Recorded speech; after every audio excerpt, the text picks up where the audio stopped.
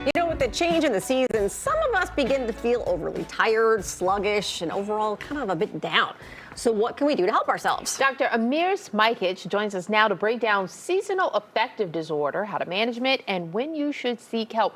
Doctor, thank you for coming in. For people at home that are sitting there thinking, how do I know if I have SAD or if I'm actually depressed? How can you tell the difference between the two? Well, first, thank you for having me here. I think it's wonderful that we are arranging this for our Chicago viewers because it's really prevention, and actually this is a public health intervention. So how do we know when it starts, and how do we differentiate it from depression? It is usually milder symptoms than depression. Okay. But it is something that is described like having more need to sleep, getting more sleepy, yawning more during the day, feeling more tired, feeling more sad, feeling more unhappy, having difficulties with concentration due to that, and then commonly craving for different foods like carbohydrates and also drugs and alcohol. The comfort stuff, right? Yes, comfort stuff, self-medicating, what we call. That's sad. Yes. Not depression. Well, and SAD and depression, but it starts with SAD at this time of the year. And then if it gets more complicated, if it lasts for about 2 weeks and longer, and goes for a longer amount of time, and if the symptoms are more than what I just said, that is usually depression. So it's very connected with many mood disorders. But in many people, it is only that. Okay. And I don't want to say good thing about SAD is, but you can prevent it or at least stave it off, correct? You can prepare for that. Okay. So it is something that you usually experience every winter. Yeah. All of us, right? Some to, lesser level, some to more than that. But what we can do is we can start thinking, how do you deal with this winter that is coming? And what is it that I can do? So few things that we can all do for ourselves is, for example, aerobic exercise. It elates, it gives energy, it changes neurochemicals in a similar way as we sometimes try to do with the medication. And it's also very good for physical health. Just doing that tends to be very helpful. Then we have, bright therapy devices, bright light therapy devices that are very useful. In some patients not. Okay. But like 30 minutes of that can decrease the symptoms. What about just getting out and getting some sunlight, period? Yes. Yeah. I mean, I usually joke to my patients, how about I can write on the prescription 7 days of Florida? Well, there you go. The problem is, that we are busy, we are working, and we live in a town that has more of the cloudy, dark days. Yeah.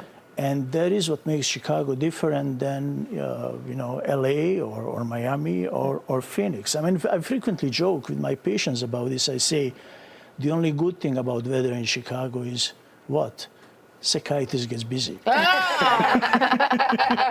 and let's talk about supplements too, because vitamin D, I've always been told, May to October is the time you want to take it to help stave some of that off, correct? Yes. So what vitamin D does?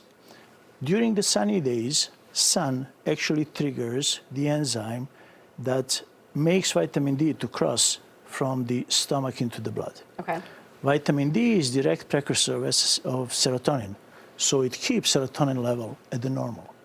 When do you What know? happens if sorry. I can? I'm sorry. Go I'm ahead. sorry.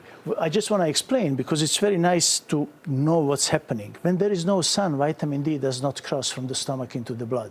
Serotonin drops, and we start having the symptoms. Okay. Okay. So when do you know that you need to actually seek professional help? After you've gone for the walk, or you've done the light therapy, or you've done the vitamin D, when do you need to go see actual help? I think it's good to see professional even when we experience the symptoms to get the guidance about what to do. Should we do only self-help, or do we need to think of something more than that? But let's say we do the self-help and it doesn't help. We should go and seek for the professional help. But even more so, we start gaining weight, start seeking for alcohol and drugs. Our professional work gets in danger. Marital life, romantic life, social life, right? All those things can be jeopardized by this, and that is when we should be looking for professional work. Yeah. Don't let it get too bad. Exactly. Understand that it could happen, but Exactly. don't let it get out of hand. Exactly. Real quickly, I want to mention the fact that now cannabis has been legalized here in Chicago, in Illinois. Is that an option? For me, it is not. Okay. For me, it is not. We Explain just why. talked about it earlier. Yes, So, explain every day I'm getting questions about cannabis and how should I use cannabis. I like to think of that in a similar way as alcohol. But what many of the cannabis users do not know is that cannabis is depressant, long term. So basically, it puts mood into lower level if we do this every day.